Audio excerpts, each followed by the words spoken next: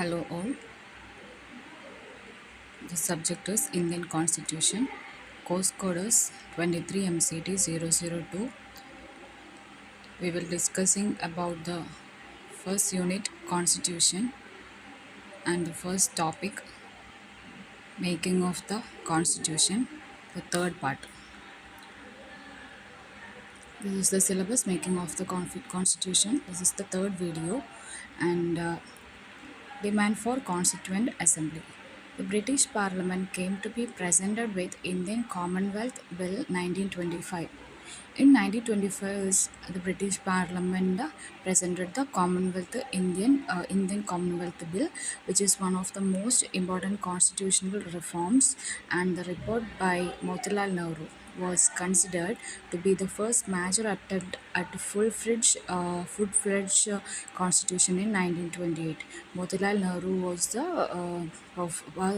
performed the report in 1928. Between the years 1930 to 1932, three roundtable conferences were convened.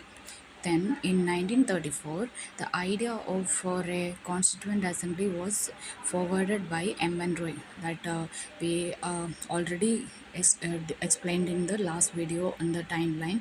And in 1935, Congress demanded a constituent assembly for framing the constitution. So, in 1938, Jawaharlal Nehru said the Constituent Assembly should consist of elected members based on a universal adult franchise. In 1940, the demand was accepted by the British government, and this was termed an August offer in 1942. That is the time for Quit India August 9. In 46, the Constituent Assembly was formulated on basis of a cabinet vision. Then we are deeply move on to the Constituent Assembly. The Constituent Assembly. The members of the Constituent Assembly were the elected representatives who drafted the document of the Indian Constitution. That are the members. The persons or the members who are elected representatives, they are the they drafted the document of Indian Constitution. That are the members. The election to this assembly were held in 1946 July, and the first meeting was held on December 1946. In the elected members are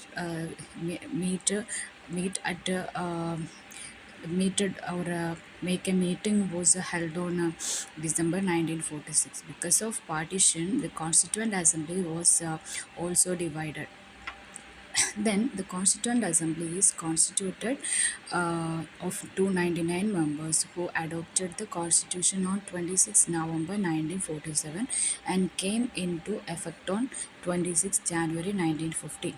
So that is the day of Republic Day. That is the final day of the officially